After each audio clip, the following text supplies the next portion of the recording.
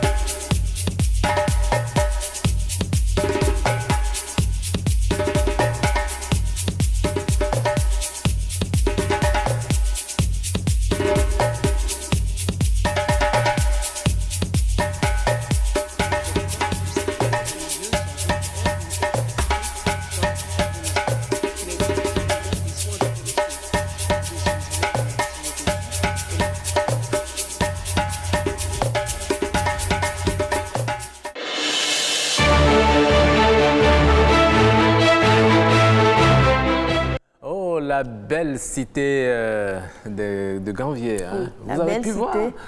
Voilà, les belles toitures.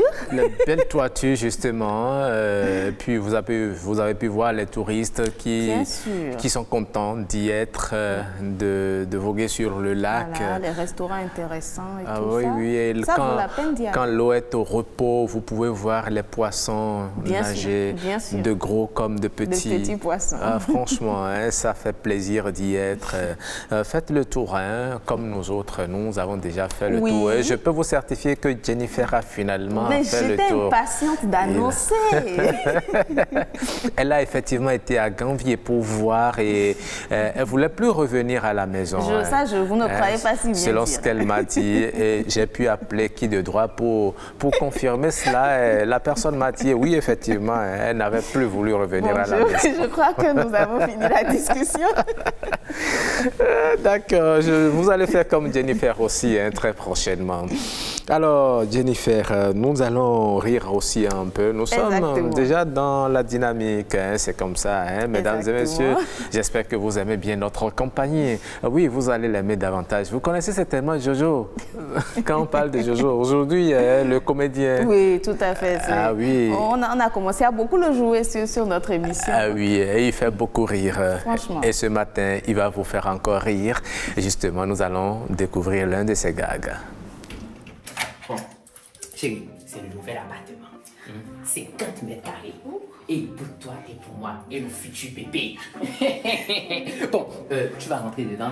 Rapidement, ma tante, je vais chercher tout ce qui est dans la voiture, j'arrive. D'accord? Allez, à tout à l'heure, bébé. La vie, c'est bizarre. Tu viens chez toi, les employés sont assis, tranquilles, en train de manger. Mais heureusement que mon mari n'est pas monté, il allait vous trouver comme ça. Bon, dépêchez-vous, je vous permets d'aller manger à la cuisine. Les employés, ça reste dans la cuisine. C'est mal décoré ici, là.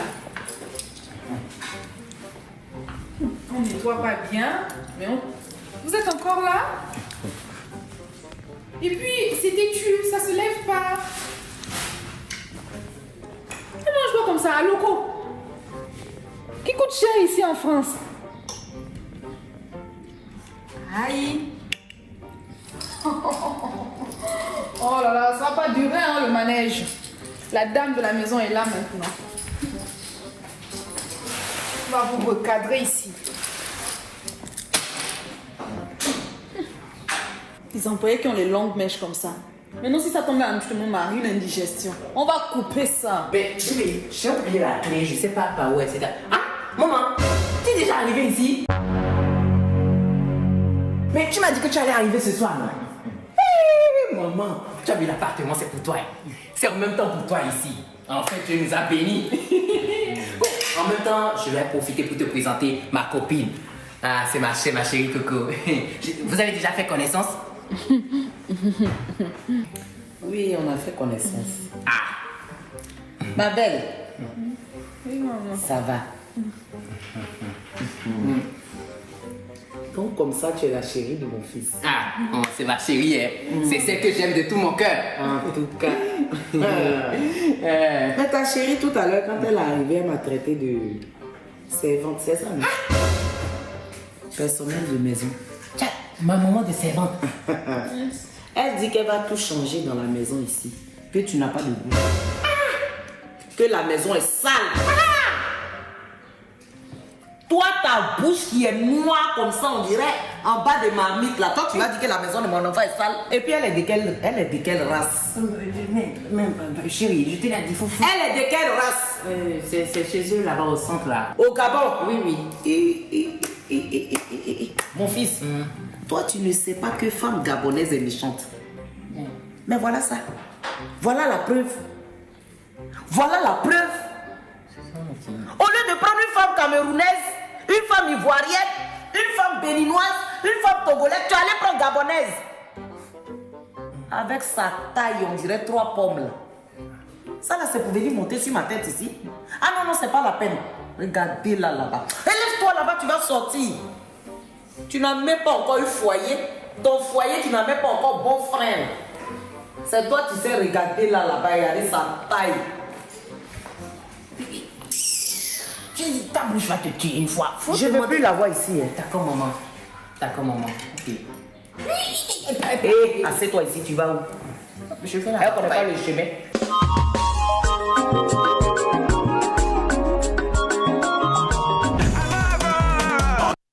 Jojo le comédien, Manque de bol pour la chérie, la belle-fille. Franchement, elle s'y est mal prise. Elle est tombée sur sa belle-mère qu'elle a traitée de bonne et à qui elle a dit des choses pas très gentilles. Franchement, elle aussi, elle a osé. Hein. Pour la première fois, tu viens quelque part, tu ne connais personne et puis tu commences à vouloir tout changer, à traiter celle que tu vois de sale, etc.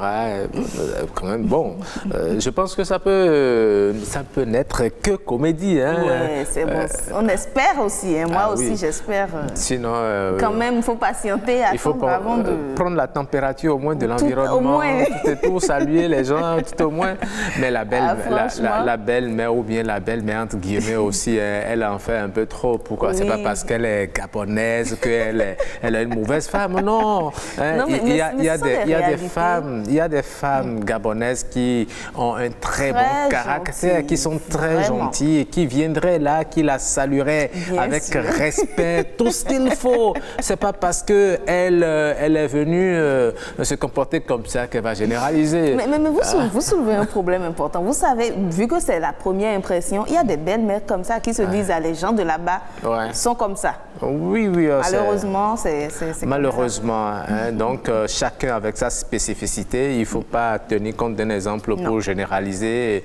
Ce faisant, peut-être qu'elle va tomber, Jojo va encore tomber sur une autre Gabonaise gentille. Elle va dire les Gabonais sont comme ça, alors que celle-là, bon, c'est peut-être elle qui fera le bonheur de notre Jojo. Fils, donc il faut faire attention. Les belles filles aussi, hein, faites attention. Franchement, arrêtez quoi. Ah oui, Jojo avec ses copines. Hein. Alors, nous allons passer au clip du jour. Aujourd'hui, vous avez voulu nous amener à l'international. Tout à fait. Au Congo, hein, plus précisément, on va danser un peu sur la dernière sortie de Lokwa Kanza. Je suis sûre que beaucoup de personnes aiment ça. Déjà, à commencer par le titre, Tout va bien. Tout va bien. C'est le titre de ce morceau que Lokwa Kanza nous propose de découvrir et de savourer aujourd'hui. Tout va bien, vous allez commencer à dire tout va bien et puis tout ira très bien. Nous découvrons le clip du jour, Jennifer.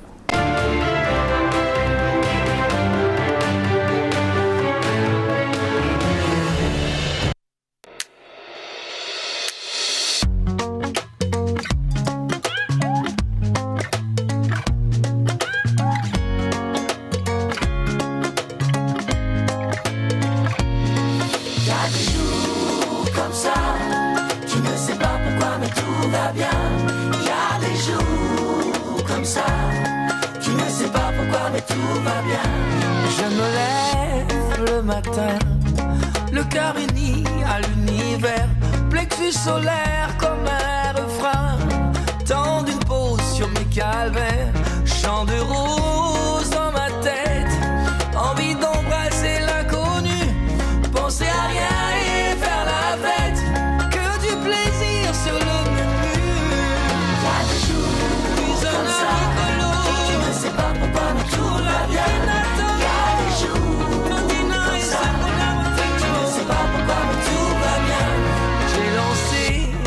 Appel. Même la météo m'a répondu. Le soleil brille sur Kinshasa. Le pas de danse est perdu. Allez viens avec moi. Aujourd'hui ma vie est arc-en-ciel. Même le bonheur je l'entrevois. Il est tout flamme caramel. Chaque jour comme ça, tu ne sais pas pourquoi mais tout va bien. Il y a des jours comme ça, tu ne sais pas pourquoi mais tout va bien. Il y a des jours comme ça, tu ne sais pas pourquoi mais tout va bien.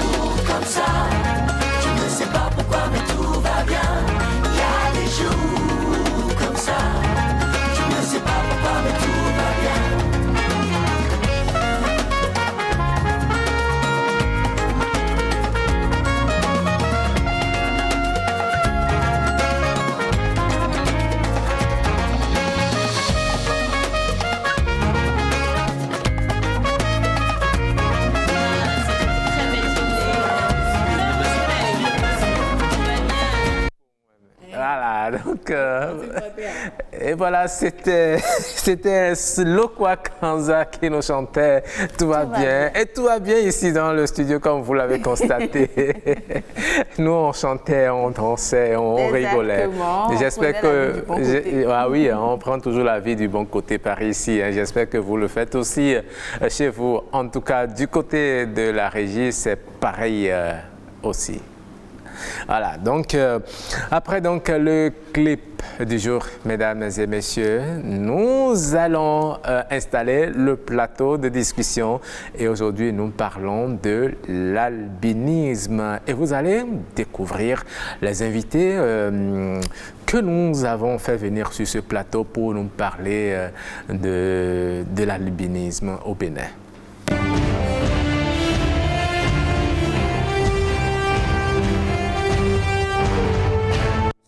Ils sont très aimables, très gentils parce qu'ils ont accepté de se rendre disponibles pour venir nous dire tout sur l'albinisme au Bénin. Jennifer Sachivi. Exactement, donc être albinos, une vie pas comme les autres. Nous aurons la réponse à cette question. Nous avons 2 personnes albinos sur ce plateau. Donc la congrégation, je vais dire, est bien représentée. Je reçois pour vous Madame Karine Ronguet. Bonjour Madame. Bonjour Madame Stéphanie. Jennifer. Oui, bonjour. Merci d'avoir accepté notre invitation. C'est moi. D'accord. Alors en face, également une personne albinos, Monsieur Franck Rouetterou. Bonjour. Bonjour Madame, j'espère que vous allez bien. Nous allons bien et chez vous? Ça va. D'accord, Roch, nous aurons également un dermatologue au téléphone, Monsieur Franck Yedomon. Tout à fait, Franck Yedomon, vous le connaissez, c'est un médecin dermato qui intervient souvent dans cette émission. Et puisque nous parlons d'une maladie de la peau aussi, il va intervenir, nous apporter un peu plus d'informations sur comment prendre soin de cette peau qui semble fragile. Alors, Madame Karine, je vous trouve déjà très belle telle que vous êtes.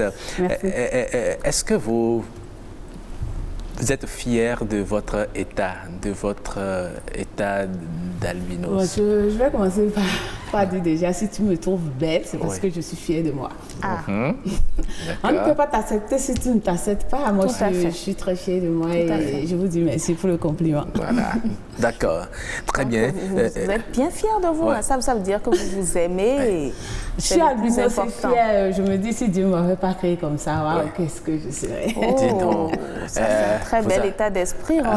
Oui, je conçois. Mais est-ce que c'est aussi facile dans la société? Certes, à votre niveau, vous vous sentez fier, vous n'avez pas de complexe ou bien vous faites l'effort de surpasser ces complexes, mais dans votre environnement immédiat, déjà à la maison, est-ce que vous êtes accepté comme cela se doit? Je vais commencer par dire que c'est la maison plutôt qui m'a donné cette force. Et dans la société, ce n'est pas aussi simple.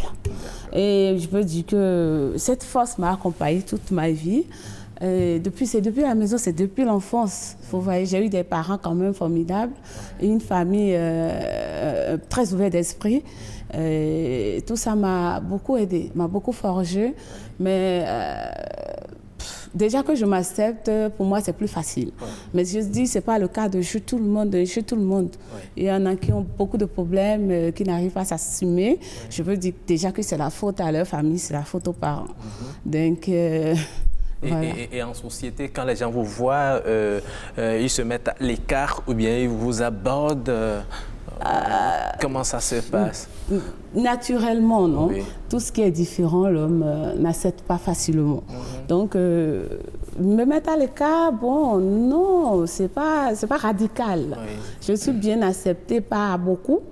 Je n'ai pas les yeux pour voir les rejets. Oui. Donc, du coup, je ne sais pas si on me rejette. Ok. Vous n'avez pas des yeux pour voir les rejets.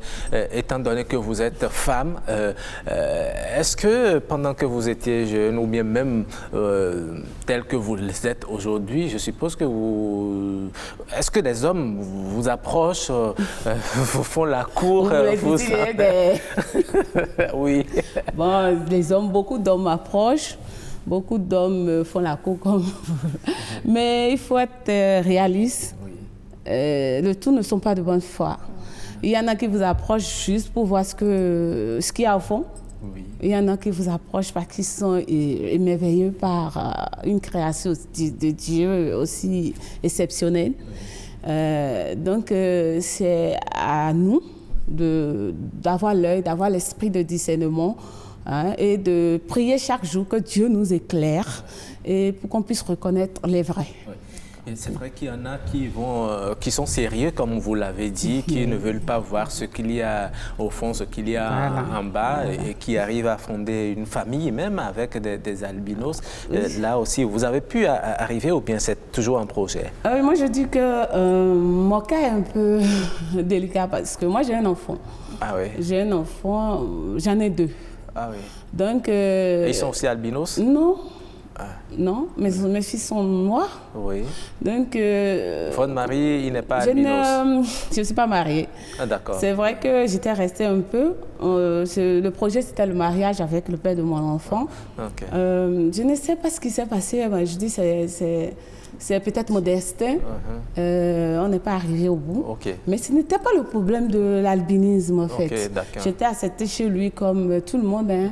Je n'avais pas ce problème. Okay. C'est vrai que beaucoup de femmes dans mon association ont beaucoup de problèmes de mariage. Voilà. Parce qu'on ne les accepte pas.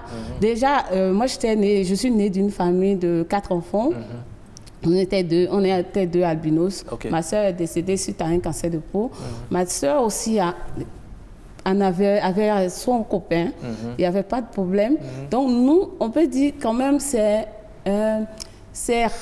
l'exception quand même. On n'a pas connu beaucoup de difficultés par rapport aux autres. D'accord. Vous voyez, si je donne l'exemple de quelques femmes de mon association qui sont rejetées, la belle famille ne veut pas les voir. On interdit carrément à l'homme, tu n'amènes pas ça chez moi. Tu vois, donc il y a beaucoup de cas comme ça. D'accord. Du courage à vous. Voilà, Monsieur Ouetterou, on a un peu suivi Madame. On se demande pourquoi il y a encore ces réalités-là. Nous allons venir tout à l'heure au problème de cancer et tout. Mais pourquoi jusqu'à présent, le monde évolue, la modernité, elle est là. Mais pourquoi nous avons de ces familles qui appellent des personnes vivant avec un albinisme ça, par exemple, est-ce à cause de notre société? Bon, merci, je ne peux pas répondre à leur place, mais tout ce que je sais, c'est que les hommes n'aiment pas ce qui est différent. Okay.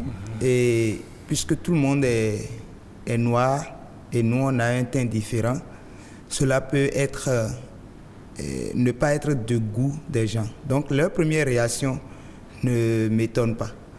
En fait, c'est quand on se met à le leur expliquer et ils s'obstinent à faire ce qu'ils veulent, c'est ce qui m'énerve moi. Et là, je n'arrive pas à supporter. Est-ce que ce n'est pas un problème d'éducation ou d'environnement aussi? Bon, pas forcément un problème d'éducation et d'environnement. C'est vrai que cela peut avoir beaucoup à voir avec le problème d'éducation. Et chez moi, par exemple, c'est interdit. Dans ma famille, là où j'ai grandi, c'est interdit de voir quelqu'un qui a un défaut et de s'en moquer. C'est interdit. C'est-à-dire que quand quelqu'un, par exemple, a un handicap au pied, on ne se moque pas de lui en marchant comme lui. Quand quelqu'un ne voit pas bien, on ne se moque pas de lui en simulant comment il voit. Donc, sur ce plan, on peut dire que c'est un problème d'éducation pour certaines personnes.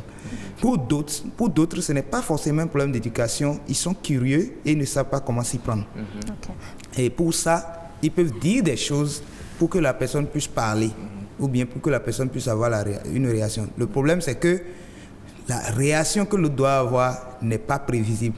Parce que quand tu me dis quelque chose que tu me dis, cela peut provoquer chez moi que je t'ignore ou que je te donne un soufflet. D'accord. Mais est-ce que vous personnellement, vous avez été... Vous allez faire souvent l'effort d'éviter de donner des soufflets. Ça peut ne pas ça peut ne pas arriver. Oui. L'effort peut ne pas être fait. Oui. Et je vais assumer les responsabilités. Oui, vous faites l'effort de les sensibiliser Oui. À la violence, vous opposez la paix et la non-violence. Quand je le dis quand même, je suis quand même un adulte de plus de 40 ans, donc je ne veux pas quand même me mettre à taper les gens en pleine rue. Mais c'est que quelquefois, je suis tellement remonté que... Oui, vous êtes tellement remonté, vous permettez, un peu comme madame, elle est femme, comme elle a dit, il y a beaucoup d'hommes qui l'approchent, etc. Mais en tant qu'homme, est-ce qu'il vous est facile aussi d'aborder les femmes qui acceptez Bon, moi je n'aborde pas les femmes. Parce que s'il était donné de se marier à une demi-femme, peut-être que je serais la première personne à le faire. Bon, j'ai une femme, Estelle Thibaudou-Roussa, que je salue au passage. Je l'appelle Djerami parce qu'elle me sied bien. Et pour la petite histoire, quand je l'ai trouvée, elle n'a pas eu de problème à m'accepter parce que d'ailleurs, elle est chrétienne comme moi. Elle a les valeurs que j'ai et elle m'a vu à l'œuvre aussi. Elle a vu que je suis un homme à part entière comme tout le monde et je fais ce que les autres font aussi. Donc ça n'a pas eu, on n'avait pas eu de problème pour que je sois accepté avec, qu'elle m'accepte. Mais ses parents n'étaient pas totalement d'accord.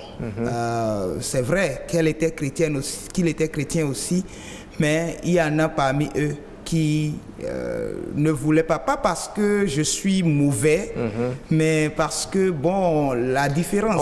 On craint qu'elle va faire des enfants albinos. Et si moi, j'ai un enfant atteint d'albinisme, je serai quand même fier, parce que je ne me suis pas rejeté. Donc ça veut dire que jusque-là, vous n'avez pas d'enfant albinos? Je ne peux pas en avoir. Ah, d'accord. Oui. Parce que l'albinisme, c'est génétique et c'est récessif. Okay. Puisqu'il n'y en a pas chez madame, dans la famille de madame, on ne risque pas d'en avoir. D'accord. Oui. Et justement, comment vous faites face à ces stigmates-là? Est-ce que vous avez vécu des expériences qui vous ont particulièrement marqué? J'en vis presque toutes les semaines, surtout quand je sors. J'en vis vraiment presque toutes les semaines. Et ce que je peux dire par rapport à cela, c'est qu'à des moments donnés, j'arrive à me maintenir, à me contenir. J'étais un jour en circulation quand quelqu'un commence par dire « Yovo akanukunumo edien ». Et c'était un soir. Quand je suis retourné, je l'ai regardé. Quand je l'ai regardé, il dit vous voyez ce que ça fait? C'est dit, tu ne me vois pas. Ceux qui te parlent là, ils sont derrière encore. Moi, je le vois. Et je l'ai regardé. Il a continué. Quand il a dit ça, moi, je me suis tué. Je l'ai regardé une troisième fois. Tout le monde disait, mais qu'est-ce qu'il dit comme ça? C'est un tassimane. Et en fin de compte, je l'ai regardé une quatrième fois, je lui ai dit, alors toi, et j'ai continué. Bon. Vous voyez? Donc, c'est dit, l'impolitesse au cardinal fini. Mais bon, quelquefois je réponds, quelquefois je ne réponds pas. D'accord. Très bien. On a compris, et ceux-là, c'est parce qu'ils sont certainement ignorants qu'ils se comportent comme ça. Ce que moi, je vais peut-être vous demander, c'est quand ils se comportent comme ça, c'est de les aborder gentiment et puis de leur expliquer afin qu'ils commencent à changer également. Alors, qu'est-ce que vous faites dans votre association pour aider les albinos à s'accepter comme vous êtes acceptés et à vivre avec le mal, si on peut l'exprimer ainsi? Ok, Albi International, d'abord, c'est pour l'épanouissement et l'insertion. Et c'est vrai qu'aujourd'hui, le côté santé prime parce qu'il y a beaucoup de dégâts. Bon, déjà, par rapport à l'épanouissement, nous avons deux 2 événements dans l'année. Un qu'on va faire le 19 prochain par rapport à la journée internationale de sensibilisation à l'albinisme. Et nous avons après ça Noël des enfants albinos. Nous sommes à la 5e édition. Donc, je dis, tous ces rassemblements que nous faisons aident les albinos à se sentir, à avoir confiance en eux. Parce que de là, on fait la sensibilisation, un peu de coaching, on arrive quand même à leur... Mais est-ce que vous pouvez estimer, est-ce que vous pensez qu'on peut dire que l'albinisme est une pathologie? Cette question, je n'aime pas trop répondre parce que c'est accepté d'abord que c'est une maladie. D'accord? Et pour vous, ce n'est pas une maladie? Pour moi, ce n'est pas une maladie, mais l'albinisme, c'est que nous avons des handicaps. Est-ce qu'on va dire automatiquement que nous sommes des malades? Si oui, j'accepte pour qu'on nous soigne alors. L'albinisme, ok, on peut voir ça, on peut aménager ça et dire...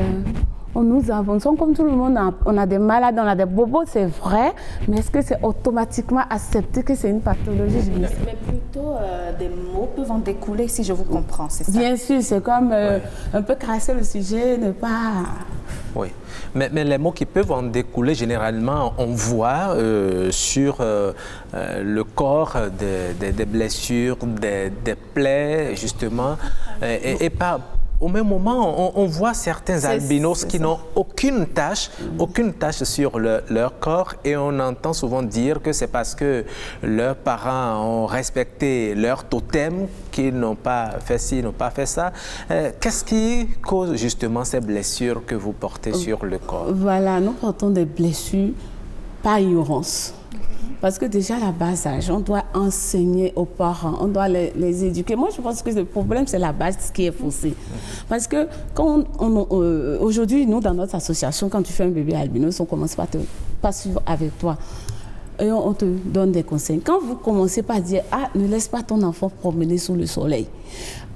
Passe tel produit sur le corps de ton enfant. Cet enfant va grandir sans bobo. Et c'est vrai, c'est une question de moyens aussi. Parce que la femme qui n'a pas l'argent, le couple qui n'a pas l'argent, laisse son enfant sortir, va me payer à casa là, en plein midi, ce n'est pas joli. Et ça dit que l'albinos ne doit pas circuler sous le soleil? L'albinos ne doit pas circuler sous le soleil. En cas de force majeure, tu passes des crèmes solaires, ton chapeau, les larges chapeaux, tu mets les lunettes. Je suis venue ici avec les lunettes.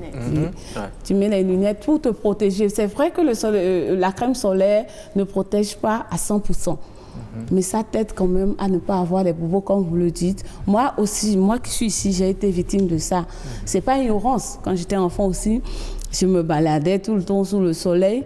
Il y a pas, grâce à Dieu, moi, on m'a soignée au Congo. Dernièrement, j'étais au Congo. J'ai fait 4 mois d'hospitalisation. C'était un début de cancer de peau. Ah bon? Oui, c'est pas la grâce de Dieu si je suis là. Et c'est pour ça que je demande souvent aux albis, oui, évitez le soleil, mais priez beaucoup. Parce que quand tu pries, quand tu as l'Esprit Saint, il te guide. Moi, je peux dire que c'est l'Esprit Saint qui m'a guidée, qui m'a amené au Congo. Il y a un président, Johnny Chancel, qui a organisé une campagne de sanitaire où il a fait venir un docteur spécialisé dans le traitement de notre peau. Il s'appelle le docteur Inena, il est sur YouTube. Il ne soigne que les albinos. Donc, grâce à cette campagne, Johnny Chancel, il m'a invité à venir me faire soigner. C'est vrai qu'on a des matos ici, on va me demander, mais pourquoi aller là-bas? Oui, justement. Mais je vais vous dire, ce sont les expériences qui m'ont connue là-bas. Ma grande sœur que j'avais mentionnée tout à l'heure, elle avait le même problème que moi. On est parti de dermatologue, de chirurgien, on n'a pas eu gain de cause. Opération sur opération, elle est finalement décédée.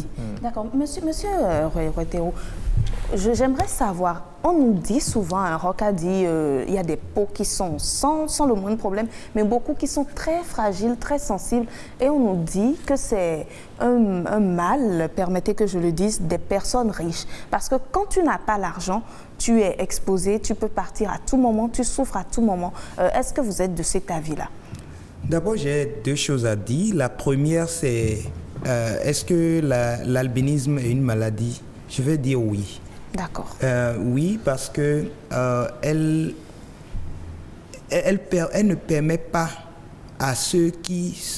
Il ne permet pas à ceux qui sont atteints de faire tout ce que les autres peuvent faire dans les mêmes conditions. Tout à fait. De ce point de vue, oui. Maintenant, est-ce que l'albinisme est un handicap? C'est double oui. OK. Deux handicaps, l'handicap des yeux et l'handicap de la peau. Si nous prenons le sujet sous cet angle, nous pourrons alors demander à l'État de prendre ses responsabilités. Okay. Si vous dites que vous n'êtes pas malade, pourquoi alors criez-vous? Si vous dites que vous n'êtes pas malade, pourquoi criez-vous pour dire venez nous soigner? Vous êtes malade. Acceptons ça. Et maintenant, un mal des riches. Voilà. Si non. vous n'avez pas les moyens, c'est que vous passez rapidement de vie à trépas. Ce n'est pas ça. Ce n'est pas ça. C'est un mal où si vous ne connaissez pas, c'est que vous ne connaissez pas. D'accord. Par exemple, moi je me baladais sous le soleil et même je me souviens que mon papa il ne connaissait pas. Donc à des moments donnés là, il disait que je faisais exprès pour ne pas aller travailler au champ. Donc et quelquefois je me souviens d'un épisode où je suis sorti à 16h. Pour tout le monde, c'est que le soleil est déjà bas. Mais pour moi, le soleil brûlait encore. Et toute ma peau a brûlé. Elle lui-même, il était tellement gêné qu'il dit, oh, si je savais, je n'allais pas obliger mon enfant à aller sous le soleil. Donc, c'est une question de sensibilisation, c'est une question d'information. Si vous n'êtes pas informé par rapport à ce qui se passe, vous allez jeter votre enfant atteint d'albinisme par la fenêtre et vous allez le perdre. Donc c'est comme ça. Aussi, il y a un adage en fond qui dit c'est-à-dire si vous n'avez pas, à défaut de mieux, on se contente de ce que l'on a. Vous n'avez pas de crème solaire, pas grave. Vous avez quand même les beurres de karité que vous pouvez passer. En tout cas, le spécialiste, docteur Yedomon, il vous suit. Mais docteur Yedomon est un partenaire à moi. Oui, tout à fait.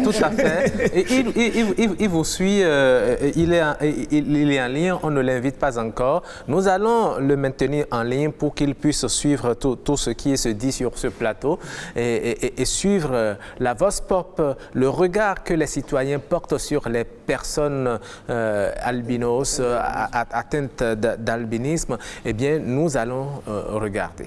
Tout ce que nous allons demander, c'est que le gouvernement pense à ces gens-là, parce que vous savez, la maladie, ça peut... Il y a plusieurs qui souffrent de plusieurs choses, de plusieurs maladies, tout et tout, qui souffrent de plusieurs maladies, mais ceux-là spécialement, on peut penser à eux, à cause de la couleur de leur peau, à cause de la sensibilité de leur peau, le soleil qui les dérange à chaque instant, on peut essayer de faire quelque chose pour eux. Il faut penser à eux. À ma connaissance, c'est comme un déficit qu'il y a sur leur corps et qui leur cause des désagréments parce qu'ils ne supportent pas le soleil, la chaleur. Ils ne peuvent pas regarder la lumière droit. Donc c'est beaucoup de difficultés. Leur peau ne supporte pas les blessures non plus. Et ça demande beaucoup de moyens pour vivre. Et bon, moi je pense qu'il y a des pays dans lesquels ils sont pris en charge en partie. Et je crois savoir qu'au Bénin aussi, un peu. Mais je crois que la chose doit être considérée dans une dimension un peu plus sérieuse. Ça pourrait faciliter la tâche aux parents qui ont des enfants albinos. Et je crois que pour leur insertion sociale aussi, ce n'est pas évident.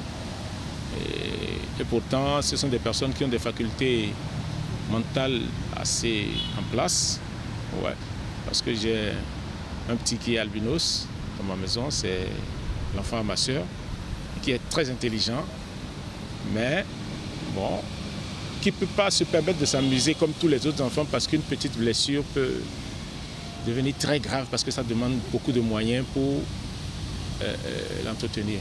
Voilà. C'est des êtres qui sont un peu différents de nous, mais ils ont besoin d'accompagnement, de suivi, côté santé, hygiène. Ils n'ont pas demandé à naître comme ça, mais voilà que c'est fait, donc on ne peut pas les mettre à part dans la société. Je pense que les albinos vivent un peu à la marge de la société. On les voit comme des personnes malades.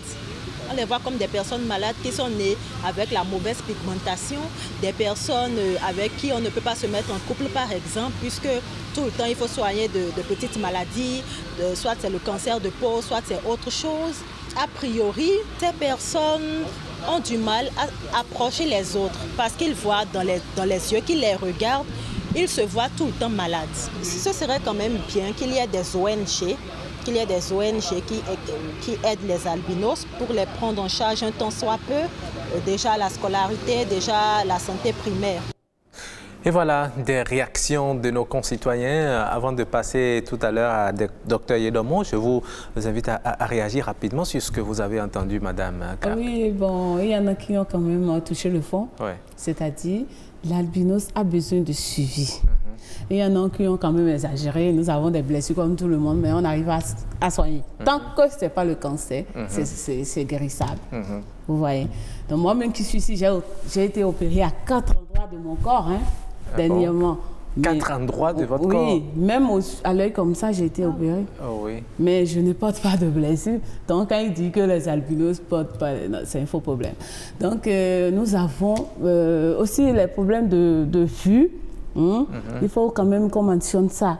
Il faut que les enseignants compatissent, c'est-à-dire s'occupent des enfants albis spécialement, parce que nous ne voyons pas bien.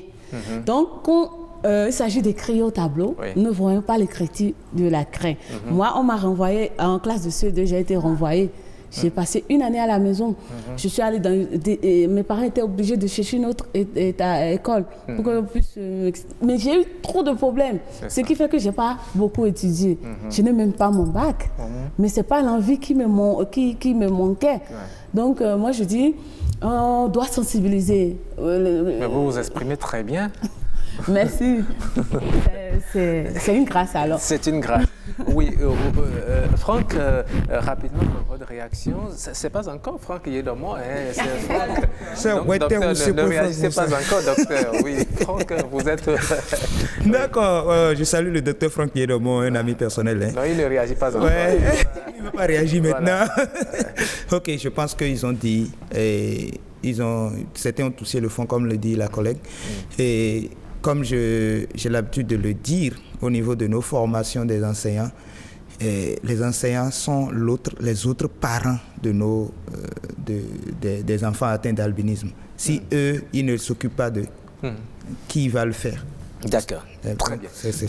Merci beaucoup. Alors, le moment est venu pour entrer en liaison avec notre docteur Franck Yedomo. Bonjour.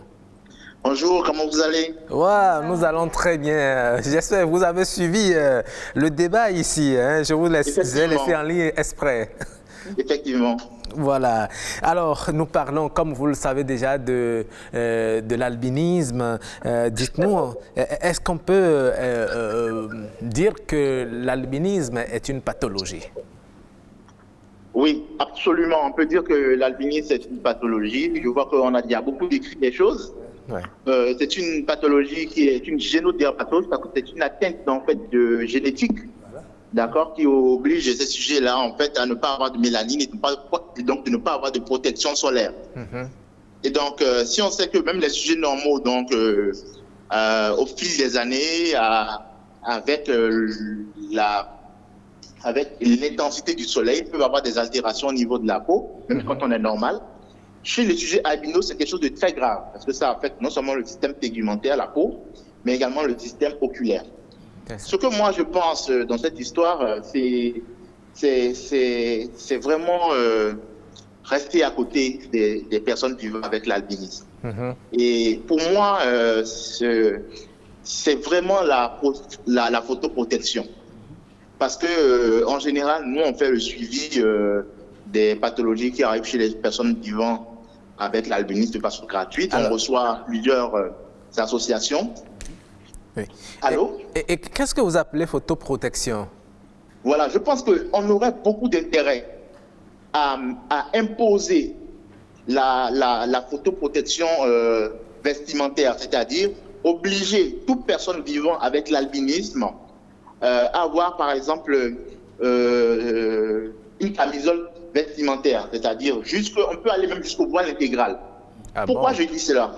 Soit le voile intégral pour les femmes et une adaptation avec la capuche pour les hommes. Pourquoi? Parce qu'on ne peut plus rien faire lorsque on est dans un cas de cancer. Ok. Et donc, avec la société de dermatologie... Pardon? Ils auront continuellement chaud. Il vaut mieux avoir chaud chez soi, en dehors de soi. Chez soi, il peut se déshabiller. S'il est à la maison, il peut se déshabiller. Mais il vaut mieux avoir chaud dehors, quand on est à l'extérieur au soleil, que de mourir à 18, 25 ans ou bien 30 ans de cancer, donc des risques de cancer. Parce que même les médecins, lorsqu'on a des cancers cutanés, cela revient trop cher donc à les traiter. Et en général, le mieux, c'est d'aller vers la prévention. D'accord. C'est ce que je pense. Et même la Société béninoise de dermatologie est en train de préparer un projet qui va s'appuyer sur les associations, les organisations qui luttent aux côtés donc, des personnes vivant avec l'albinisme pour améliorer ce phénomène. Et nous devons même aller jusqu'à imposer cela en termes de loi législative pour pouvoir protéger nos enfants et les personnes vivant avec l'albinisme. Parce que nous, on le met gratuitement, la consultation, pour les suivre, pour qu'ils ne disent pas « Ah non, je n'étais pas au courant, ah non, ceci ». Mais il n'y a que cette photoprotection vestimentaire qui est faisable au Bénin et qui fera en sorte que le Bénin soit le premier pays à prendre une disposition de ce type, camisole vestimentaire pour toute personne vivant avec l'albinisme. Cela va être formidable, hein, ce que vous proposez là, si on arrivait à le faire. Mais vous savez, docteur Yedomon, lorsqu'on parle des albinos, ce qu'on voit premièrement, ce sont les blessures qu'ils peuvent porter sur la peau. Mais en dehors de ça, quels sont les autres dangers auxquels ils s'exposent? Bon, en général, les lésions sont des lésions liées au soleil. Tout simplement parce que l'ADN au niveau des cellules cutanées est altéré par les rayons violets, ultraviolets A. Après, cela peut évoluer de façon continuelle. Et si c'est chronique, cela passe en fait à un stade de cancérisation. La deuxième chose, c'est sur le problème oculaire, c'est-à-dire l'acuité visuelle qui baisse. Avec la photosensibilité au niveau de l'œil. Et en général, bon, au niveau de l'œil, en général, on ne voit pas en réel de réelles complications, à part que ces enfants-là, en général, ont du mal donc à avoir une scolarité correcte, parce qu'ils ne voient pas très bien. Mais je pense que le plus indispensable, c'est d'imposer cette camisole vestimentaire, que ce soit au niveau des hommes et des femmes vivant avec l'albinisme. D'accord. Mais est-ce que vous pensez, parce qu'on le dit, hein, lorsque vos parents n'ont pas les moyens, il vous est difficile de survivre, de vivre avec cette pathologie. Et c'est justement pourquoi vous proposez une camisole. Est-ce que c'est la maladie des gens riches? Parce que ceux dont les parents, les albinos dont les parents ont un peu les moyens, on les voit avec des peaux vraiment propres, on leur fait les soins adéquats. Est-ce que le pauvre qui voit dans ses enfants un enfant albinos peut-il vraiment s'occuper de l'état de santé de cet enfant? Effectivement, en fait, l'albinisme, ce n'est pas une question de pauvreté ou de richesse, c'est une question donc de responsabilité. Nous n'avons pas de protection solaire et nous devons avoir cette protection solaire. C'est cela. Après, bon, ceux qui ont les moyens, en général, ils s'en occupent bien puisqu'ils veillent à ce que ces principes-là soient respectés dans la thérapeutique. D'accord? Mais au Bénin, nous n'avons pas les moyens. Si vous devez prendre en charge un cancer, et ça vous coûte par exemple 20 000 euros, ça fait environ 12 millions de francs CFA, la prise en charge d'un cancer, franchement, ce n'est pas efficient. Et donc, c'est pourquoi nous devons rester dans la prévention. La prévention tous les jours. Quel que soit ce que ça nous coûte, on ne peut pas arriver à ces états-là. D'accord. Après, il y a des enfants albinos en fait, qui vont dire non, j'aime pas la camisole, j'aime pas ceci, je préfère sortir avec les jambes tout à fait nues, comme tout le monde. Mais là, il faut une éducation thérapeutique et il faut même aller jusqu'au législatif. Parce que ce qui va arriver après, c'est la mort. Et donc, on doit vraiment veiller à ce que tout soit fait de façon la plus rigoureuse possible. D'accord, très bien. Parce que bon, vous n'avez jamais vu une personne vivant avec l'albinisme en fin de vie, avec le cancer, les métastases, la douleur. Franchement, ce n'est pas quelque chose que moi j'aimerais revoir. Voilà. Et donc, il faut tout faire pour qu'on soit dans la prévention et la prévention la plus rigoureuse possible. Oui, justement. Et parlant de la prévention, comment peut-on éviter la survenue, si c'est possible, au monde, justement, des personnes portant ce mal-là. Est-ce qu'il est possible d'éviter, ou bien au cours même de la grossesse, faire des analyses pour savoir s'il y a des produits à prendre pour que cela... Est-ce qu'il est possible d'éviter cette situation? En général, au Bénin, on ne fait pas en général de tests génétiques avant la naissance, en général, bien que cela soit possible. Mais tout le monde peut porter ce trait de façon récessive. Cela veut dire que c'est totalement aléatoire d'avoir un albinos dans la famille. Ça veut dire qu'il y a un trait qui est passé, jusqu'à ce que ça se révèle. Donc, au niveau de la prévention anténatale, bon, ce n'est pas vraiment évident. Mais lorsque l'enfant est là, nous pouvons prendre des décisions pour faire en sorte que cet enfant vive le plus longtemps possible et vive comme tout le monde.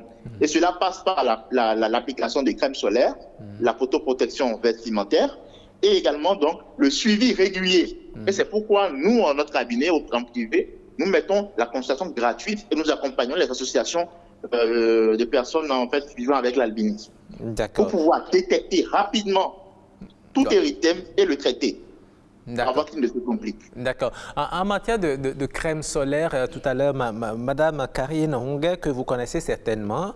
Absolument. Oui. Elle a dit qu'elle passe des crèmes solaires. Franck, votre homo, mais Franck Hueterou, que vous connaissez aussi certainement, lui, il estime que, bon, il faut des beurres de karité. Finalement, qu'est-ce qu'il faut pour... justement à aider ces personnes à... En général, les crèmes solaires marchent très bien. Seulement, les crèmes solaires ne sont pas produites au Bénin, donc ça revient un peu cher. Donc, lorsqu'il n'y a pas un financement qui accompagne cela pour que les enfants et les personnes vivant avec l'albinisme aient leur crème solaire régulièrement, le beurre de karité peut être également une alternative, même si elle n'est pas aussi forte, elle n'est pas aussi correcte que celle de la crème solaire. Parce que le beurre de karité, en termes de qualité et de goût, c'est la meilleure alternative. On protège donc la peau et on fait sa protection vestimentaire. D'accord. Docteur, Madame Karim, tout à l'heure, elle a hoché la tête, elle a catégoriquement refusé le beurre de karité. Je vais lui demander pourquoi déjà. Bonjour, Monsieur Franck. Bonjour. Bonjour, Karine. D'abord, je vais commencer par dire merci à Dr. Franck qui est Domon. Il nous soutient beaucoup. Il offre des consultations à toutes les personnes vivant avec l'albinisme. Il fait ça depuis. Dernièrement, le 13 juin passé, on était à son cabinet pour des consultations dermatologiques. Toute l'équipe était là-bas. Merci, docteur. Merci. Donc je dis, mais docteur, vous m'avez toujours dit que j'ai des lésions sur la peau, vous m'avez souvent interdit le soleil, tout. Mais je vais vous dire, j'ai essayé beurre de karité des jours. Ça a aggravé mon cas. Moi, je pense que le beurre de karité, docteur, le beurre de karité, c'est pour adoucir la peau, pas pour protéger contre le soleil. Voilà. Parce que quand on dit ça, on confond tout. Il faut qu'on fasse la nuance, qu'on exhorte à la crème solaire, qu'on cherche le moyen de nous trouver des crèmes solaires que les albinos auront chaque 30 jours, qu'on ait des subventions, bien je ne sais quoi, qu'on puisse s'en procurer gratuitement ou qu'on installe une usine de crème solaire ici, au Bénin. On doit insister sur les crèmes solaires. Moi, je pense, le beurre de karité est très bien, mais c'est pour adoucir la peau. Voilà, docteur, c'est la réaction à chaud de Madame. Oui, je la comprends très bien. Ce qu'elle dit, c'est tout à fait correct. La crème solaire est totalement, est vraiment correcte par rapport à ça. Mais vous savez, partout, on n'a pas de crème solaire. Vous savez, au Togo, par exemple, il y a certaines fondations qui aident des personnes vivant à l'albinisme, ça produit eux-mêmes la crème solaire. Mais quand on n'a pas ça, quand on n'a rien, quand on est à Tantita, à Natitengu, des zones très ensoleillées, et qu'on est albinos, et qu'on doit avoir au moins quelque chose pour se protéger, le beurre de karité peut être une alternative. D'accord. Ça, c'est à défaut de tout ça. Voilà, donc c'est bien compris. Oui, il demande que l'on installe une usine de fabrication de crème solaire ou bien subventionner peut-être et faciliter son accès aux personnes portant l'albinisme. Puisqu'il y en a au Cameroun, oui, puisqu'il y en a un peu dans la sous-région, mais on peut... Il y en a au Cameroun, il y en a au Togo. Voilà. Mais le problème, c'est qui paye. Donc, aidez-nous. Si on doit s'adresser à l'État, monsieur... Justement, il y a un projet qui est en cours actuellement avec la Société béninoise de dermatologie pour pouvoir renforcer le dispositif législatif et faire en sorte que ces crèmes-là puissent être produites. Donc, normalement, ce projet ne devrait pas traîner et on contactera l'association pour faire en général le lobbying nécessaire pour pouvoir aboutir à des résultats. Merci, docteur. Monsieur Reter, qui est très patient de répondre aussi. Oui, je voudrais dire que tout à l'heure, quand je voudrais parler de beurre de karité, j'avais bien dit, à défaut du mieux, on se contente de ce que l'on a. Et moi, je passe, mon sac est là, il y a le beurre de karité dedans. Je passe, et en plus de ça, j'ai mon pain pour me protéger. C'est ça. Toujours. D'accord. Le docteur Edomo sait de quoi je parle, et puis bon, c'est comme ça. Et puis, je voudrais dire aussi que l'association nationale des personnes atteintes d'albinisme du Togo est une association sœur à la nôtre. Et dernièrement, j'ai pris contact avec l'association pour demander comment ça se passe. Ils m'ont fait un budget autour de 50 millions pour qu'on puisse mettre en place une unité de production de crème solaire. Parce qu'il y a des trucs comme le zinc et des trucs comme ça qui sont extrêmement chers, qui viennent de l'extérieur. Et quand on commande, c'est des mois après que ça vient. Donc, c'est des choses qui ne nous laissent pas inaperçus, et qui ne nous laissent pas indifférents, mais c'est des choses qui nécessitent aussi de gros moyens et il faut mobiliser. Donc je suis content d'entendre le docteur Yedomo dire que la Société béninoise de dermatologie est avancée sur le projet et je serai heureux de travailler avec la société. Voilà, docteur, vous avez entendu également Franck. Bien sûr. Voilà, donc... on y arrivera. Oui, merci beaucoup, docteur. Voilà, nous sommes pratiquement à la fin. Nous allons maintenir le docteur aussi en ligne pour clôturer ce débat. Déjà, on nous dit que c'est la nuit que les albinos se voient mieux. Est-ce que c'est vrai? Ce n'est pas vrai. Ce n'est pas vrai. La nuit, il y a que les rayons solaires qui dérangent les yeux le jour ne sont plus au rendez-vous, mais ça n'améliore pas outre mesure la vision au niveau des personnes atteintes d'albinisme. Trop de lumière dans les yeux font toujours mal, même si c'est la lumière du soleil ou bien même si c'est la lumière de la lanterne. D'accord, mais très rapidement, vous savez que dans certains pays, les personnes portant les albinos sont persécutées, sont pourchassées pour autres. Est-ce que ici au Bénin, vous avez cette crainte-là également? Oui. À la date d'aujourd'hui, nous avons 14 cas, 5 disparitions, 5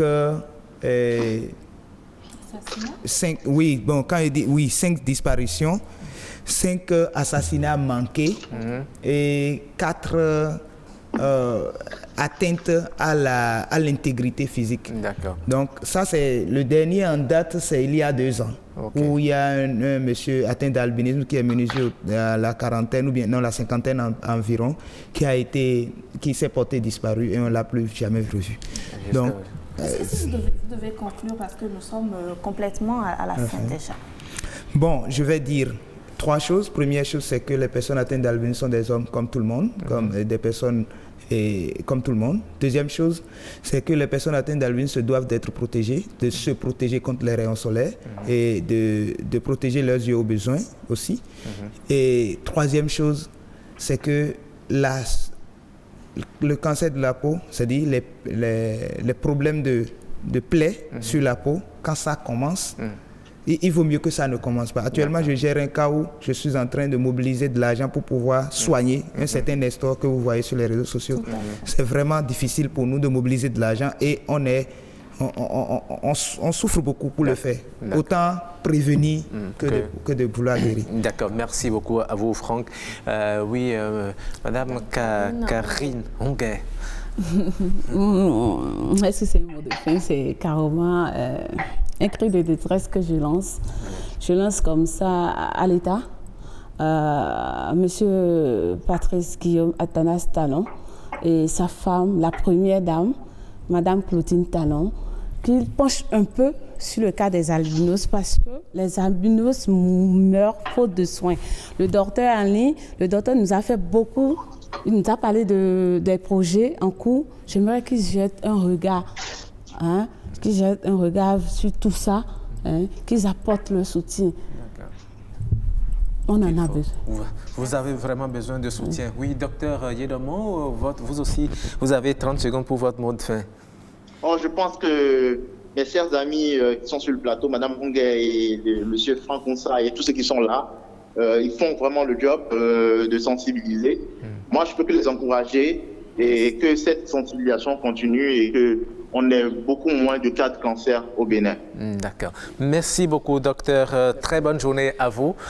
Et voilà, merci également à vous, Karine. Pour lancer notre événement du 19 juin, c'est à la place des Mathis. Nous invitons tous les albis de Cotonou de venir nombreux. On va partager des crèmes solaires grâce à Madame Chabikao. Ok, d'accord.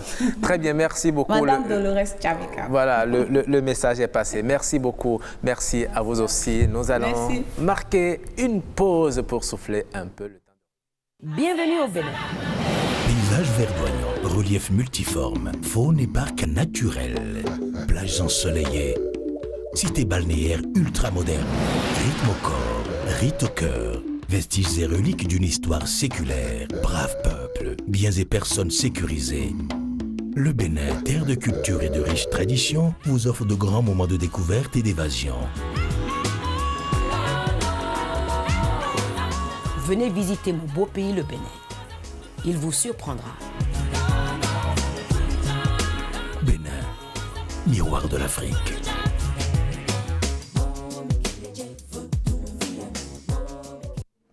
Retour au plateau, mesdames et messieurs, pour enchaîner avec us et coutumes. Tout à fait. Aujourd'hui, nous sommes chez les Bâtonnous. Nous allons parler du mariage princier chez les Bâtonnous.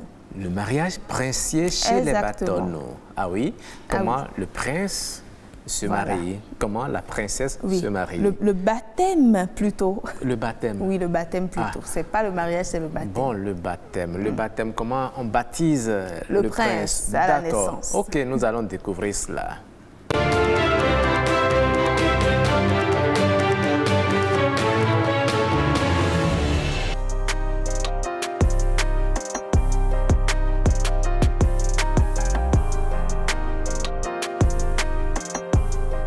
Le baptême princier se déroule lors de la fête de la Gani, après la célébration de la Gani du roi, du souverain, du chef suprême. L'Agnon Kogi, qui est la reine-mère, gardienne des rasoirs sacrés, aussi organise sa Gani. Et c'est lors de cette célébration que le baptême princier est effectué. Le prince Bâtonnou Ouassangari, à l'âge de 7 ans, ses parents doivent lui faire le baptême princier.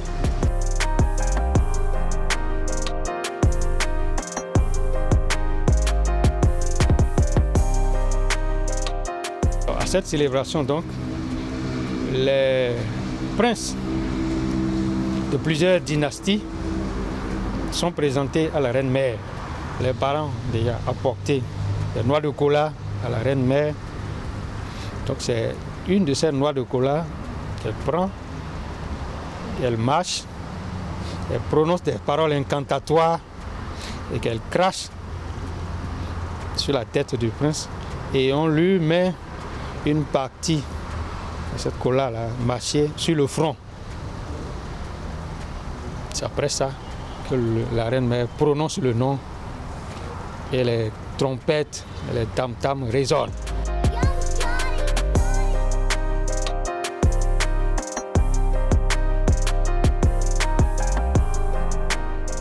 On remonte à toute sa généalogie pour voir les noms que ses parents, ses grands-pères, ses grands-parents ses arrière-grands-parents avaient porté. Et on regarde dans la famille aussi les noms de ses aînés pour éviter de faire le doublon. C'est en fonction du teint de l'enfant qu'on peut lui donner le nom. Et en dehors de ça, on tient compte de la signification de ces noms. Qu'est-ce que ces noms-là ont de symbolique? Si elle est de teint clair, on peut l'appeler Ganigi, par exemple. Si elle est de teint noir, on peut l'appeler Doué ou Berkegi.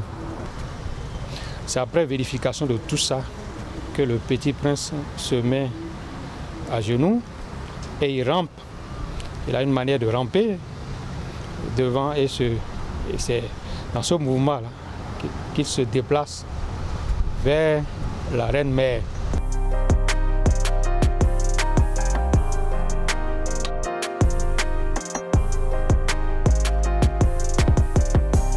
Tout le monde peut assister, mais pour apporter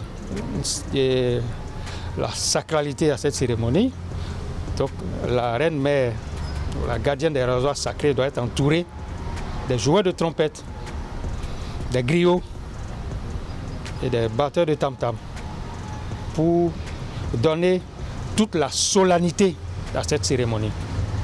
Parce que ce baptême princier n'est pas...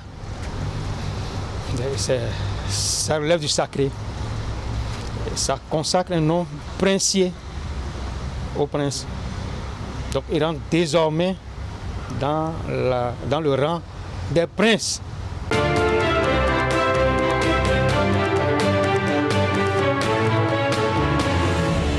Ah oui, nous l'avons compris, hein, le baptême en milieu bâtonneau, ce n'est pas une petite affaire, c'est une affaire très sérieuse, comme partout ailleurs, mais le baptême princier a des règles et des principes qu'il faut suivre. Tous les autres n'ont pas. Oui, ça c'est important. Hein. Merci donc à Pascal Senam-Berogui. Notre collègue que nous remercions. Après ce coutume qui nous a permis de découvrir le baptême princier en milieu bâtonneau, eh bien, mesdames et messieurs, nous irons chez nos amis Peul pour y découvrir un prénom.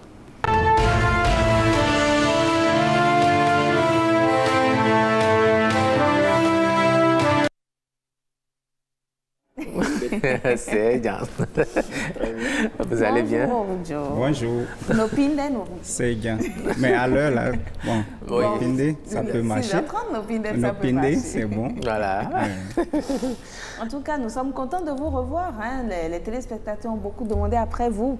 Ils se demandaient si vous nous aviez abandonnés, si vous les aviez abandonnés. Non, pas du tout. Merci beaucoup pour l'invitation. D'accord. Alors, nous parlons, Roch, d'un prénom Peul aujourd'hui. Oui, hein, il va nous faire découvrir un prénom Peul. Prénom Tchoumon. Oui, aujourd'hui, j'ai choisi de vous faire découvrir le prénom Tchoumon. Tchoumon. Nous avons bien prononcé un Tchoumon. Oui, Tchoumon. C'est Tchoumon. Oui. Et non Tchoumon. Non, c'est Tchoumon. Tchoumon. D'accord. Voilà, c'est un prénom qui est donné à la fois aux filles comme aux garçons. Ah bon? Mais la spécificité, c'est que l'enfant soit né pendant le mois de jeûne ou en période de jeûne. Ok. Ah bon? Et plus particulièrement, comme vous savez, la majorité des Peuls sont des musulmans. Oui. Donc, c'est un prénom qui est donné pendant le mois de Ramadan. Ok. Donc, Tchoumon, c'est l'enfant qui est né en cette période, quel que soit son sexe. Oui, son sexe, le moment aussi, le matin, le soir, l'après-midi, peu importe à l'heure à laquelle l'enfant est né, on peut lui donner le prénom Tchoumon. Mais pourquoi spécifier ce prénom pour la période de jeûne musulman, de Ramadan? Bon, en fait, comme toutes les autres communautés, vous savez, les prénoms sont soit donnés selon le rang de naissance, le premier, le deuxième, ainsi de suite, soit selon les jours, lundi au dimanche, ou soit selon les événements qui se produisent pendant que l'enfant est né. Tout à fait. Ou bien soit par rapport au moment de la journée, que ce soit le matin, très tôt, l'aube ou ainsi de suite. Je sais que vous nous avez parlé du prénom qu'on donne à un enfant qui naît au moment où on détache les bœufs pour aller... Oroji, on avait parlé de ça. Oroji. Donc, c'est dans ce sens que s'inscrit le prénom Chumo. Donc, l'enfant qui est né pendant que nous sommes en train de jeûner dans cette période, donc il faut un prénom spécifique pour marquer que cet enfant-là est né en cette période. Et vous savez que dans l'ancien temps, comme nos parents n'avaient pas les calendriers comme nous, tout ça, on identifiait les enfants par rapport au moment où ils sont nés. Et donc, le prénom doit être attaché à ça. Ce qui fait que même lorsque l'enfant grandit, il sait que quand telle période arrive, c'est mon anniversaire, puisqu'il n'avait pas le calendrier pour dire, bon, c'est le 2 juin, on est au 2 juin, le 3 juin que je suis né, non. Eux, lorsque la période de jeûne arrive, ils savent que c'est son anniversaire et tous ceux qui sont nés en cette période. Mais je suppose, une question de curiosité, je vais vous poser la mienne d'abord et vous allez poser la vôtre après. Je suppose que Orujo, tous vos enfants sont nés dans la même période. Dans le mois de Ramadan. Est-ce à dire qu'ils vont tous s'appeler le prénom Chumo? Non, ils ne vont pas tous porter le prénom Chumo. D'ailleurs, même dans la même famille, on évite que des enfants portent les mêmes prénoms. Puisque je disais que les enfants peuvent porter des noms selon des circonstances variées. Si, par exemple, mon premier enfant, je l'ai donné comme prénom Chumo, si le prochain enfant vient dans la même période, je peux décider de ne pas lui donner le nom Chumo et lui donner un prénom par rapport au jour où il est né, ou bien au moment où il est né, ou à l'événement lié à cette période, comme on avait vu Oroji, on avait vu Saïdou et autres. Donc, je peux choisir de donner ces prénoms-là. Et aussi, il y a un prénom qui est collé à Chumo, qui est Soumé. Vous allez parfois entendre dans certaines régions, on dit Soumé. C'est aussi Chumo d'une autre version. D'accord. C'est le même prénom, mais d'une autre prononciation.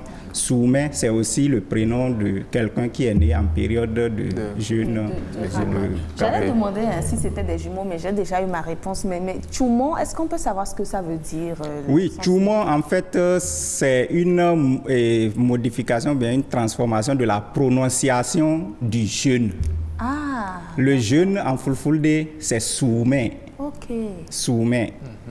Donc, c'est ça le jeûne en Fulfulde. Maintenant, on a au niveau de la langue Fulfulde ce qu'on appelle les dérivations au niveau des noms, au niveau des verbes. Lorsqu'on met une dérivation, ça peut changer d'un nom et de quelque chose, d'une chose. On peut transformer en nom d'une personne. Ou bien d'un verbe, on peut transformer pour avoir le nom d'une personne. Donc, comme on a ça dans la langue, et c'est vraiment développé dans la langue, donc les gens utilisent ça pour faire des prénoms. D'accord, super. Très intéressant. Merci beaucoup, on a appris. Désormais, quand je vois un peul qui s'appelle Chumo. Soumé. Ah oui, et je sais désormais que bon, lui, il est né au mois de Ramadan. On espère qu'il est très pieux. Ah oui, justement, ça doit être l'une des caractéristiques. C'est le souhait que lorsque l'enfant naît en cette période, selon la religion musulmane, vous savez, c'est le moment où on est le plus pieux. Et c'est le moment où on respecte plus tout ce qui est consigne, tout ce qui est dogme de la religion. Donc, c'est censé que cet enfant, toutes les prières l'accompagnent pour que, lorsqu'il sera adulte, qu'il devienne un adulte pieux, un adulte qui vraiment craint Dieu. D'accord. Ah, super. Merci beaucoup, Orujo Goudi. Alors, après donc avoir découvert ce prénom, eh bien, nous allons passer à la capture, le capture du jour.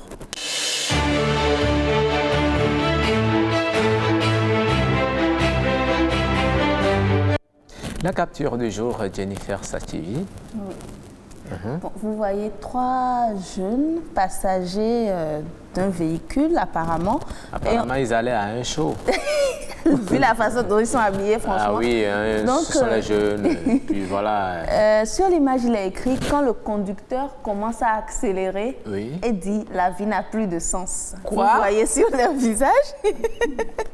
Quand ils sont dans un bus apparemment, hein? Bien sûr. Vous voyez? Et le chauffeur dit la vie n'a pas de sens. N'a plus. La vie n'a plus de sens. Pitié. Et commence à accélérer. Là, vous voyez, ils sont effrayés. Oruyo, La mort est là. vous êtes dans le véhicule. Vous n'êtes même pas à côté du chauffeur, du conducteur. Et puis vous entendez depuis l'arrière que la vie n'a pas de sens. Vous demandez qui a dit ça. Je dis tranquillement au conducteur que je veux faire pipi. C'est la solution. C'est la seule solution. Là, mais je crois que le bus va se vider. Voilà. Maintenant, s'il ne s'arrête pas. Bon, là, on s'en remet à Dieu. On commence par prier. Faire comprendre qu'on ne veut pas l'empêcher de se suicider. Comment il a dit la vie n'a plus de sens? S'il veut mourir, il meurt seul. Il meurt seul. Mais il ne va pas entraîner tout le monde avec lui. Non, c'est pas normal. Non, il faut être vraiment, il faut faire très attention. C'est bon. En tout cas, aussi, hein, quand vous voulez prendre un taxi, il faut bien regarder. Il faut bien observer l'état du conducteur. Est-ce que ses yeux sont déjà un peu trop rouges? Franchement. Est-ce que ça brille un peu trop, etc.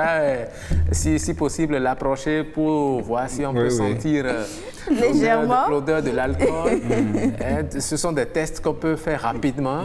Et si vous constatez que il y a un peu... Ça, c'est de belles astuces. Ah oui, bien sûr. Si vous constatez qu'il y a de ces odeurs dans l'environnement et puis vous lui dites que vous ne voulez plus y aller. Il vaut mieux, parce que affaire de la vie n'a plus de sens là, c'est compliqué. Et si possible, vous sauvez des vies à l'intérieur du véhicule. Vous dites que votre chauffeur, il est un peu dans un état éthylique. Donc, il vaut mieux pas.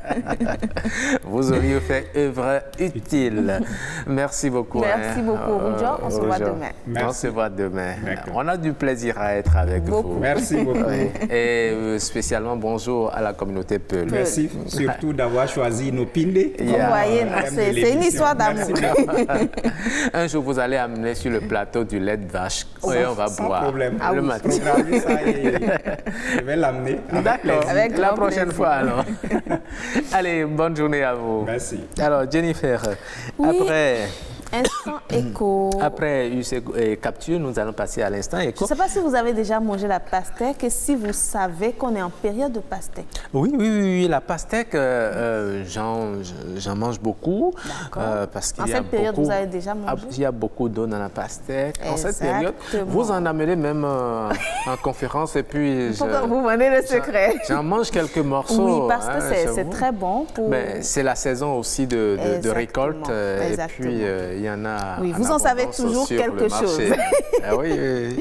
En tout cas, la pastèque est un fruit dont la production n'est pas très connue. Et vous savez, de la plupart des jeunes agriculteurs du Bénin, ils ne maîtrisent pas la production. Mais c'est un fruit produit au Bénin en petite quantité dans les zones du sud, notamment dans le département de l'Atlantique. Ce fruit est de plus en plus apprécié des consommateurs des grandes villes et les prix sur les marchés sont plus alléchants que pour les producteurs en saison sèche, vous l'avez dit.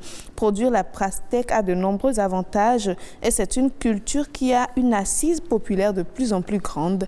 Pendant la saison sèche, elle n'a presque pas de fruits concurrents. C'est une culture rock à cycle court. Il y a des variétés qu'on peut récolter soit en 15 jours seulement après le semis. Oui, soit en 15 jours seulement, quelques mois. Et les rendements aussi sont très élevés lorsque la culture est bien suivie et on peut facilement dépasser les 40 tonnes à l'hectare. Franchement, c'est une culture qui peut se produire partout au Bénin à condition de la placer dans des conditions idéales à sa culture. C'est une culture peu exigeante en sol, à condition qu'il soit bien enrichi et à la fumure organique bien drainée. Les fruits mûrs ont une longue période de conservation post-récolte de plus de 10 jours. C'est aussi un fruit qui se transporte bien sans préjudice de grandes pertes. Les intrants de production de base comme la fiente, les semences, les pesticides, etc. sont accessibles. Alors, comment produire la pastèque à présent pour bien la produire? Oui, je sais quelque chose. Oui, comment les images sont? Je vous dis, ça donne tout de suite envie.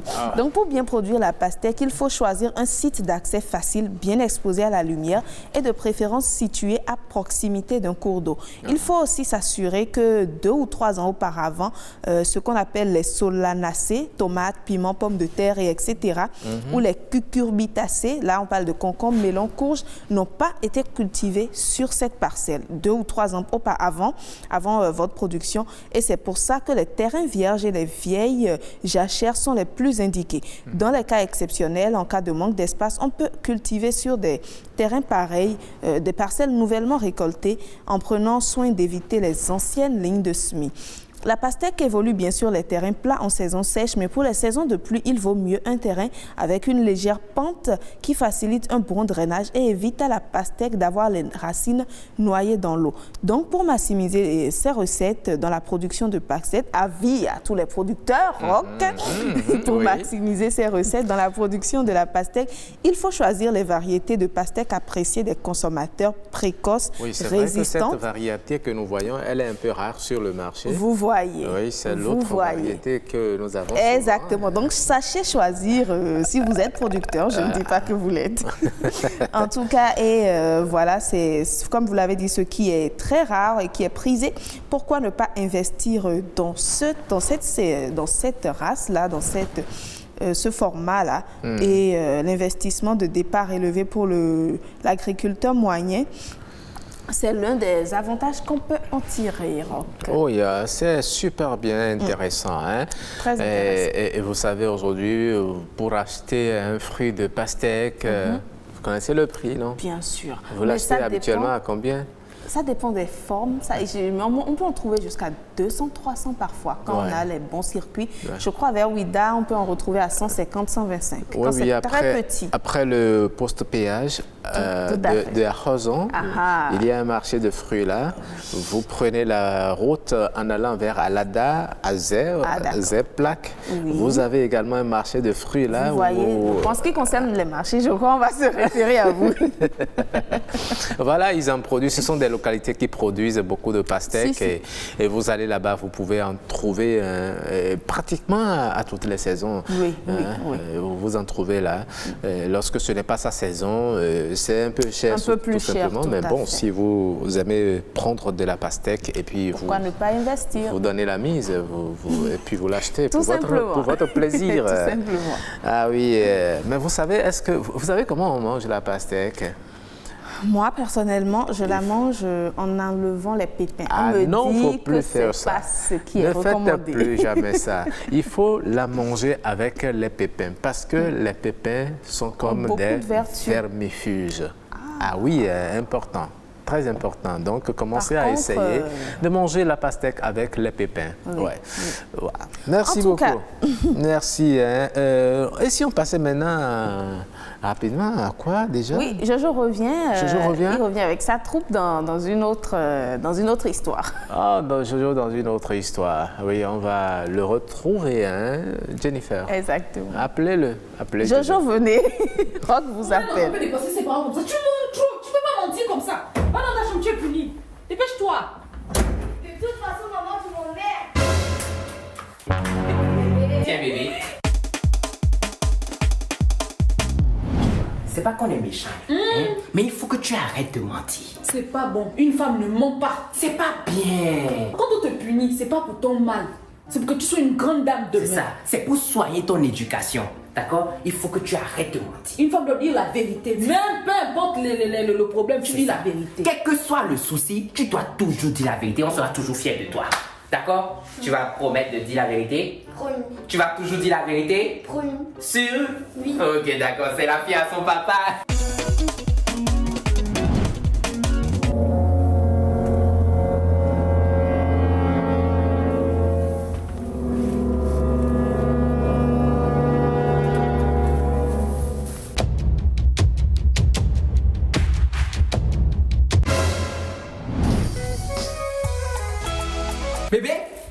Bébé? Oui. Viens. C'est quoi? Regarde, c'est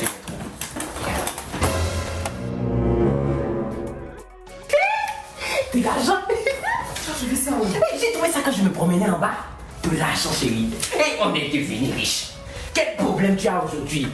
Et on va résoudre tous nos problèmes. Bébé.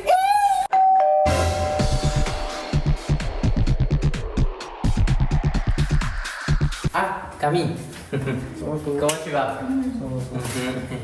Oui, dis-moi. Toujours ça va pas. J'ai besoin de 200 euros. Ah, c'est juste pour payer mon loyer. Il n'y a que toi qui peux m'aider. Ah, nous-mêmes, on est dans la galère. On n'a pas d'argent ici. On n'a rien dans cette maison-là. C'est faux. Vous avez l'argent en bas de... Hey! Quand les choses de dessin animé, là, tu amènes ça dans la fête. C'est l'imagination des enfants. Papa, faut dire la vérité. Quelle vérité ici? Mais pourquoi les enfants? Ah, les enfants d'aujourd'hui. Oh! Mais... Hey, non, excuse-moi. Tu es sérieux là? Non, attends. Pour ça, tu peux me donner 200 euros. Non, c'est pas ça. Tout le monde a des problèmes ici. Hey, non, c'est bon. C'est bon, tiens. Laisse ça.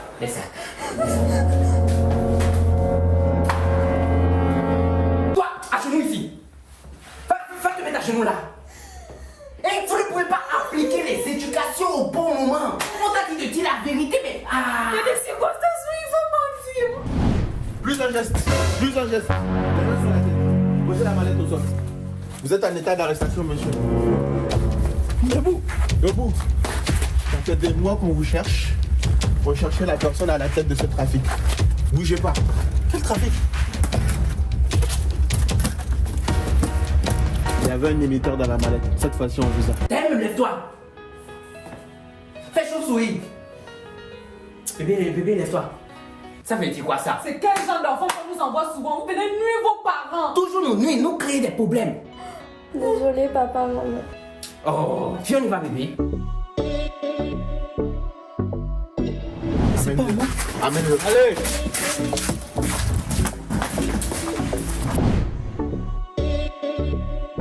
C'est pas à moi. Du calme, monsieur. Voilà. Oh là là, j'espère que vous avez compris, hein, la fille et la petite les a sauvés sans qu'ils ne s'en aient rendu compte. Voilà, il y a beaucoup de problèmes là, parce qu'elle a menti d'abord, on l'a frappée, on lui a expliqué qu'il ne faut pas mentir. Donc, elle, toutes les vérités qu'elle voit, elle dit, c'est comme ça, elle a commencé à avouer l'argent que son père, Jojo, avait pris. Ouais. Et malheureusement, il s'est fait voler cet argent. Ouais. Par quelqu'un d'autre et il s'est fait qu'à sa sortie, la police l'a récupéré parce que c'était de l'argent volé, détourné et il y avait un traceur dans la valise. Absolument. On aurait pu venir chercher tranquillement Jojo et puis c'est lui qui... Et sa femme. Et même l'enfant aussi. Et même l'enfant, pourquoi pas. Et ce sont eux qui iraient en prison.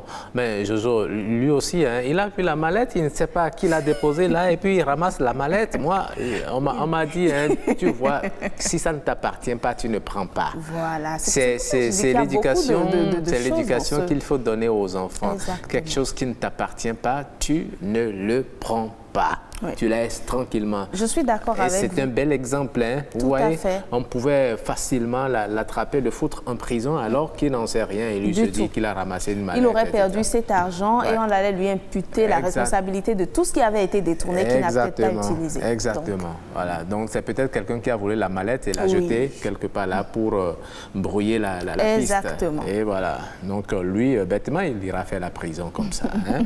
Il n'y aura rien qu'il puisse dire pour déjà qu'il a une corpulence de gros bras, etc. Bon, on dit directement, ça va lui porter préjudice. Exactement.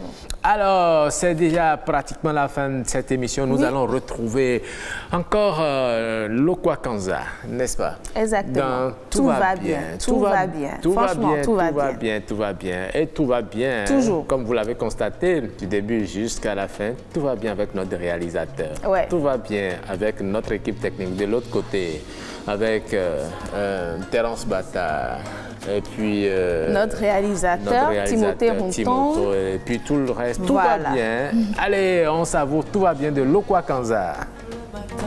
C'est ça, le cœur uni à l'univers, plexus solaire comme un refrain, tant d'une pause sur mes calvaires, chant de rose dans ma tête, envie d'embrasser l'inconnu, penser à rien et faire la fête, que du plaisir sur le menu. Il y a des jours comme ça, tu ne sais pas pourquoi, mais tout